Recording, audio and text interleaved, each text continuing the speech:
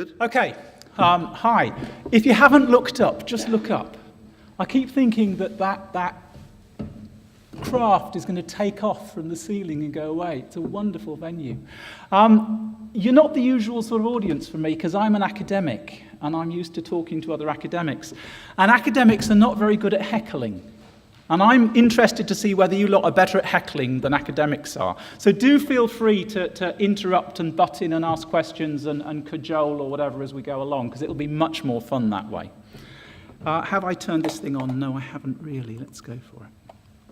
Okay, and I'm at Peter T on Twitter. How many of you tweet? Hands up if you tweet. Good grief, not many. Tweeting is fun. And we got this really silly long hashtag of #Surpass14. I should drop several of the S's if I was you, because it's nearly 10% of the characters you've got. What I'm going to talk about today is assessment and why it matters. I'm then going to go in and look at schools, and particularly the issues to do with schools and problems about on-screen testing in schools. And then I want to go in and look a little bit at learning analytics, big data, and what we're doing around big data and where we ought to be going with big data, which primarily is where HE is playing at the moment, because schools certainly aren't looking at big data at the moment. So that's what I'm going to talk about in the next 20 minutes. Have I got 20 minutes? That sort of thing. Assessment really matters, but I'm going to focus in on summative assessment, and I'm going to try and explain to you why I think it's really important. And it's important for me because it drives curriculum and pedagogy. And that's not only true in schools, but it's also true in HE, FE, and other contexts, as certainly I experience in the OU, where our students, they do the stuff they're going to be assessed on. That's the stuff that really matters to them. And in schools, it's a real problem because of the link between accountability and assessment. So in schools, certainly in England, we have league tables which are based on how well you've done in your national exams, your GCSEs. And they really drive practice. So when the criteria for performing well in the league table change, literally the next day, you will see schools changing what they're offering as GCSE offers to their students in the next year.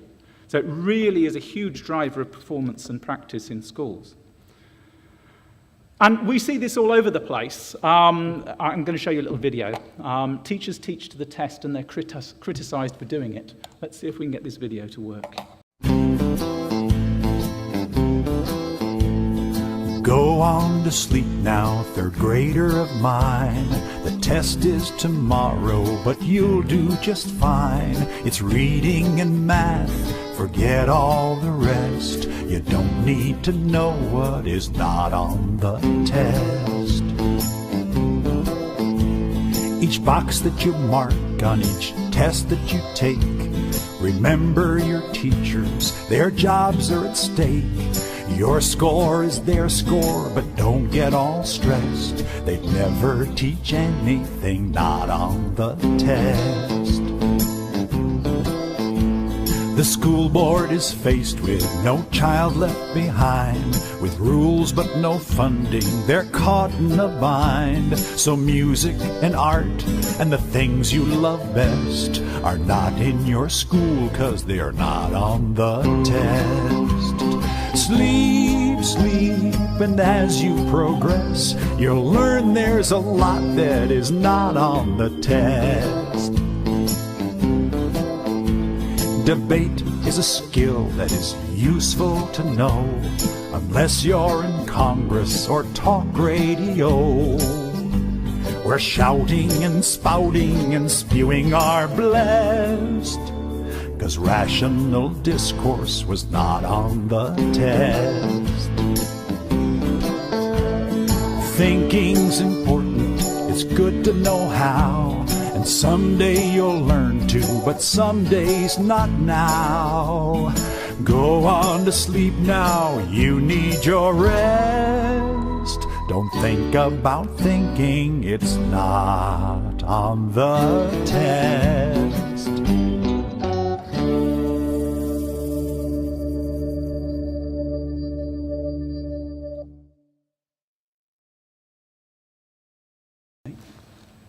Yes, which is to do with the fact that within schools, not just in England, but in the States and other countries too, Assessment accountability strongly linked. Teachers quite rightly, therefore, teach the things that they're going to be held accountable against because their kid's going to be assessed on them. And therefore, it narrows the curriculum. Stephen Heppel, in about 1986, came up with an analogy. He said, think back to the early 1900s, before the internal combustion engine came around, and people used horses a lot. They were the main form of power. So they did things like dressage and horse racing and all these kinds of sports. And then the internal combustion engine got invented, and they started having cars and motorcycles and all sorts of other things, and they started inventing new forms of activity that involved internal combustion engines. And the government of the day noticed something important was happening. Change was taking place. It was impacting on all sorts of aspects of society, the internal combustion engine. And they wanted to measure the impact it was having. And so they put people back on horses to see how well their performance had improved. And much to their shock and horror, there wasn't much evidence of improvement, and in some cases, actually their practice on the traditional things that were seen to be important had got worse. And that's pretty much where we are with ICT, with digital technology in education today. This Decoding Learning was a big study. It was a review of the evidence of the impact of digital technology on education internationally and across sectors. And it basically came to the conclusion that there wasn't really very much robust evidence to show that ICT made an impact on learning outcomes. Learning outcomes, of course, being the things get assessed in big national examinations and tests. And therefore, they came to the conclusion that actually digital technology really wasn't much help in schools to help you do well in the things that you're being held accountable against. Now, we had 30 years of hype, even from people like Michael Gove. And I don't know how many of you know Michael Gove. He was our Secretary of State for Education until quite recently. And when he came in 2010, he started cutting the budgets for digital technology in schools. He got rid of the advisory agency, Vector, that advised schools on what to do with new technology. And he made the infamous statement that ICT in schools is a mess. And disapplied the national curriculum for ICT, so you didn't have to teach it anymore. You did still have to teach ICT, apparently, but as there was no curriculum, no way of assessing whether you were doing it well or not, and all the budgets for funding for ICT had been cut and the advisory service had been cut, schools actually, by and large, moved back and didn't decide that they would focus on that as an area of particular interest. You could get me going on a side stream there. But what Gove did say, and which wasn't noticed in that same speech, was a recognition that digital technology is changing the world outside school. As you lot will all be well aware, it's changing the nature of disciplines, and that's true across the board. You know, whether you're a sports person, or whether you're a molecular chemist, or whether you're a historian or a geographer, or almost any other thing you care to mention in the real world, digital technology has impacted on you. It's changed the sorts of questions you can ask. It's changed the ways in which you can go about trying to get answers to those questions and analysing the evidence. And it's changed the way in which you can represent your understandings within your discipline.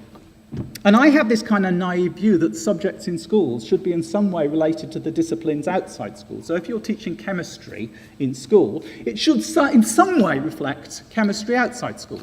So if chemistry outside school has changed, which it has quite radically because of digital technology, then you would have thought the subject chemistry in schools should change too. And digital technology, and I'm using ICT here in the sense of using digital technology across the curriculum to enhance learning. Digital technology also enhances your pedagogical repertoire. It provides you with all sorts of new ways of supporting learners. And the examples up here, we got a picture of Teen Second Life, as it happens, where and I'll talk a bit about Teen Second Life in a minute. But it provides you with new tools that can extend your capabilities. And it seems to me that a teacher who is a professional ought to be able to make informed judgments about the most appropriate way of supporting a learner in each particular context. And in order to do that, you need to understand the full repertoire of possibilities. So you have to understand the possibility of digital technology to enhance learning, even if you then decide that it's not the most appropriate way in this particular instance, as it often isn't. And fundamentally, because of the challenge, particularly in schools, of assessment and accountability, and assessment not measuring the things that are really important, schools are not fulfilling the needs of learners. They're not doing the job that society expects of them, at least one of the jobs, because there are all sorts of jobs society expects of course, like free childminding, which is preparing kids for the lives they're going to leave post-school. Most sectors have engaged with on-screen testing in some shape or form. So certainly if you're in the adult or vocational sector, you will be engaging with on-screen testing in quite a big way, I suspect. Schools really haven't, not in the UK context anyway. And there are some real pragmatic reasons why they haven't done that, which link to the lack of technological infrastructure, so lack of robustness of their internet connection. Now, what happens when we have 300 kids all simultaneously connecting to the internet and trying to upload and download stuff? And what's the implications of our network connection going down just at that moment? Actually, as an aside, I once used question mark computing back in 1992 for assessment at Cheltenham Gloucester College of Higher Education. And we were 2.5 hours into a 3-hour exam using question mark computing when the server went down. That was not a good experience, I have to say. So there are real issues when you've got high-stakes testing about the robustness of the infrastructure, and schools have a real problem, both in terms of the infrastructure they've got and the technical competence of the staff who are running that infrastructure, particularly in a context where they only get to use the exam system once a year or twice a year, so they're not familiar with it, so they're having to relearn each year how to operate it. And then probably even bigger problem is, if you've got terminal assessment where everyone has to do the English GCSE at the same time on the same day, how do you have enough machines for 300 kids to sit down and do their GCSE exam all at the same time? Big pragmatic problems. And then we've got all the issues to do with things like face validity. For some reason that I still find it quite hard to grasp, people have a great deal of confidence in GCSEs and A-levels, our national tests in England, as being good indicators of children's future potential. And when you start changing the assessment system and bringing in on-screen testing, that raises all sorts of questions about whether they continue to be robust, reliable, and whether we continue to have confidence in them. We also have challenges about content validity. Are they actually measuring the things that we think they're measuring, or are they measuring your ability to use the binoculars? I think back to the computer competence tests that we used to use in England for teachers, students who wanted to go into teacher training, and they had to do an ICT competence test.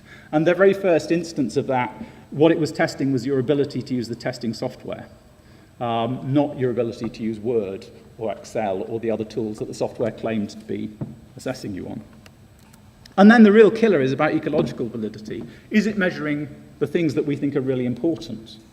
Is it measuring the things that, we talk a lot about 21st century skills, and we talk about the importance of students being able to learn, being persistent, being resilient, being good communicators, being good collaborators, being good leaders, all of those kind of 21st century skills, none of which we assess in school, because it's too hard to do on paper, and because we don't trust teachers to make judgments about those things. So there's big questions about ecological validity. And of course, if you start changing and moving towards on-screen testing, and therefore start assessing some of these things that we haven't traditionally assessed, it means all sorts of challenges educationally in terms of having to change the curriculum and your pedagogy to fit in with the new assessment regimes. And we know how difficult change in schools is. They're very self-sustaining, robust organisations. Very difficult to establish change within them. So how do we move forward in terms of moving towards on-screen testing in a school context? Traditionally, what I think people have done is they've argued about the pragmatic and pedagogical advantages of moving to on-screen testing. And in doing that, they're talking about how on-screen testing will help to support, extend, and transform what we do in school, learning and support for learning. And what they're really doing is they're emphasising change. They're emphasising something that's quite scary, and which it's quite hard to get teachers to engage with some of the time because of the other pragmatic constraints that operate on them. And I would suggest a much better way forward if we want to actually bring about change in schools in terms of on-screen testing is to say, well, actually, it's going to be just like now. But it's going to be a bit trendier. And the students are going to like it better. The parents are going to like it better. And you're not going to be being left behind. It's what I like to think of as a Trojan mouse approach. That notion that we bring in some technology that doesn't appear to fundamentally change very much, but offers the potential to do something really quite radical. And we saw this with interactive whiteboards in schools. Teachers loved interactive whiteboards being introduced into schools because they were kind of modern. And they allowed me to do just what I used to do, which is stand at the front of the class, writing on my whiteboard. But I could save it, some of the stuff, and reuse it next time without having to write it out again. And I could steal some videos off the internet. I could get some videos legitimately off the internet and show them to my kids, which made it all more exciting and interesting. But actually, interactive whiteboards do have the potential to radically change the nature of the pedagogical interaction in classrooms if they're used in the way that their designers intended. So let's look at an example of on-screen testing that allows you to do that kind of Trojan mouse approach. This comes from Andrew Fluck in Tasmania. He calls it the e-exam system. It's an open source system you can go out and explore. And it's based on the use of a USB stick, which has a version of Linux installed on it. So when you stick it into your USB drive, it boots up from the USB, it loads Linux, and then it loads your exam paper. So the first thing you see as a student when you go in is it says, please put in your student ID or whatever, and it then presents you with the exam paper. Now, the way he's been using it is that when he first uses it, let's actually go to this screen, it addresses the issue of having enough machines because it allows a bring your own device model. Because any student can bring in pretty much any laptop that's got a USB port, stick in the USB stick, and they all boot up in Linux. So they're being booted up in a kind of controlled environment. Everyone's effectively got the same environment in front of them. It locks down the hard drive so you can't access files on the hard drive. It locks down your network so you can't access Wi-Fi and so forth.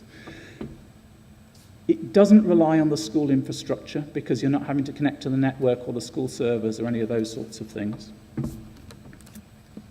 And then he uses initially a paper replication model. You are doing exactly the same exam as you would be doing if you were doing it on paper. And it looks the same. You're just typing your answers. Yeah? They used it in Tasmania in secondary schools for information technology and systems, which is their kind of ICT computing subject, at the end of kids' school careers. Now, Tasmania's tiny. So I think there are only 8 secondary schools who have this subject on offer. So it's a very small-scale test. But what they found happened was 2010, they agreed that they were going to do this trial. 2011, they piloted it, and during the pilot, some of the students were using a laptop, and some were doing it on paper. So it's exactly the same exam, exactly the same. Of course, you and I know it's not exactly the same, because typing is not the same as handwriting. But, similar exam, similar enough for them to get away with it. The following year, everyone had a device, so they all were going to do it on screen, and they changed the nature of the questions. They started bringing in some of the power of the technology, so you could have simulations and spreadsheets and models and do some of the things that the technology allows you to do as part of the assessment. And then, quite amazingly, in the third year, they said, hey, this is great, we're going to an open internet exam. Not using the e-exam system at all. You can email the questions to your friends. You can ask people for answers or help with the exam paper. Now, of course, in doing that, they have radically changed the nature of their curriculum and of the questions they ask in the assessment, because what they're doing in that assessment is they're then looking to see how do you leverage value from your networks. So the assessment is a much more authentic real-world experience, because if you're a computer scientist and you have a problem, the first thing you probably do is Google it to see if someone else can help you find the answer. You don't sit there trying to struggle away with it for hours on your own. You try and leverage value from your network. But that's scary for teachers. Probably scary for most of us, actually. But it illustrates quite nicely that kind of Trojan mouse approach of going from something that looks like it really doesn't involve any change at all through to something that's really radically different and transformational in quite a short period of time. And I would argue if we want to move from traditional classrooms with old-style tablets, and we don't want to get stuck in modern classrooms that are exactly like the old ones, just with a bit of technology thrown in. And we want to move to modern learning environments which really reflect the sorts of competencies and skills and attributes that we need in young people in the 21st century. Then we have to look at how we move to on-screen models of testing. And of course, the e-exam system is only one possible approach. And let's be honest, it's a pretty crummy one. Okay? I mean, not only is it technically pretty flaky, but an awful lot of schools are using devices that don't have USB ports. So, I'm not holding that up as the be-all and end-all of systems. It's an example of a system that happens to have a nice change management model built into it. Rumour has it that BTL are designing a system that will be slicker and better. And I'm really dying to find out about it, and I'm hoping we'll find out about it in the next couple of days. I'm going to whiz on, because as always, I'm going to talk too long if I'm not really careful. Of course, as we get kids and learners using technology more, their digital footprint expands. And that's why we're getting interested in big data and learning analytics in higher education, because there's a big amount of data within virtual learning environments that we can trawl through. And I would argue we need to move from what we do today in higher education, which is learning analytics, through to social learning analytics. And the difference is something like this. Learning analytics starts off being a managerial and diagnostic tool. It's about saying, hey, look, that kid's going to drop out. I'm using kid in a kind of broad sense to me, 25-year-old. That kid's going to drop out because they haven't been to any assignments, or they haven't contributed to the forum for several weeks, or they were late with their last assignment. So we need an intervention to stop them dropping out. That's one of the key uses at the moment for learning analytics. And then we're starting to use it, particularly in things like MOOCs, to say, hey, look, we can see here's a part of this course that isn't working very well for an awful lot of students. Let's tweak that bit of the course and make it better. And then we get into formative assessment and saying, oh, look, we can start to give you feedback about how you've done on this by mining the data on what you did. And that's what integrated learning systems and those kind of automated teaching tools do. They mine how well you've done, and then they adjust what they're offering you next based on your past performance.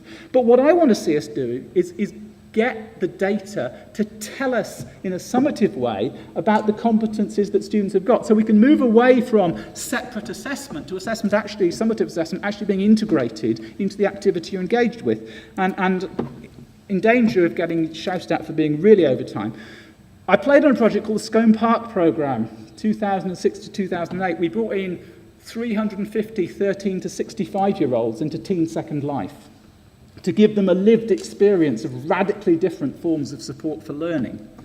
And Teen Second Life was complemented by a wiki and forum. They're both out. They're still out there. If you go to www.scome.ac.uk, you can go and look at the 88,000 contributions to the wiki and the forum that happened over the 18 months. And we clocked up 15,000 hours in World. We had a lot of data, because an awful lot of that in World stuff was captured as chat logs. We were using text-based chat in World. So we have a phenomenal amount of data. And when we start mining that data at a really simplistic level, and bear in mind we're dealing with some 13-year-olds here, as well as 65-year-olds, you can start to see things like, have the kids signed up to say they're going to come to an event? Because this was all voluntary. It was in their own time. They didn't have to engage if they didn't want to. Have they signed up to say they're going to come to something? Do they show up for it? And do they stay for the whole event? That tells me something about their time management and their commitment. And then if they sign up for a whole sequence of events and come to all of them, that tells me a little bit more. This is pretty simple stuff at this stage. Then they start organising events. And if you've organised an event to which people come and they stay for the whole event, that tells me something about your competence in that area, your ability to engage your participants. And you can get into that sequencing of that, and it builds up. Second Life, of course, is all about building and making things, and you can start looking at what have people created, and to what extent have other people wanted the things that you've created, and to what extent have they actually used the things that you've created. It tells me something about your design abilities, your marketing abilities. You can start to mine all of that information through the footprints that are left behind in the data. And of course, you can build that up into the degree of sophistication, the sorts of networks, the projects that you can get involved in, how successful they were. The data has all of that information in it. Of course, the challenges for social learning analytics are massive. They're about the metrics, about how do you measure whether someone's got leadership abilities from looking at the digital footprint they've left behind. And probably more important, all those ethical issues about Big Brother and who owns the data, and what should we be allowed to use with it, and how transparent should we be about what we're doing with it. And actually, should it be the learner's data, and should they have complete control over it? Siren servers and all that exciting stuff. So in conclusion, we're at a really exciting point, because I think the pressure is on. In schools, it isn't a question of whether we're going to go to on-screen testing, it's a question of when it's going to happen. And with learning analytics, it isn't a question of whether we're going to go to social learning analytics, it's a question of how and when it's going to happen. And at the end of the day, it's down to folk like you to make this happen. And so my challenge is to ask you, what are you doing about these things? And I offered to come to this conference today and talk here because really I'm wanting to network and find people who are doing interesting things who I might collaborate with. So, do come and talk to me. If you're doing something in the area of on-screen testing in schools or social learning analytics, come and talk to me about it, because I'd like to find out more. But, the ball is in your court, folks. If this is going to happen, it is going to be you folk who make it happen. Thank you.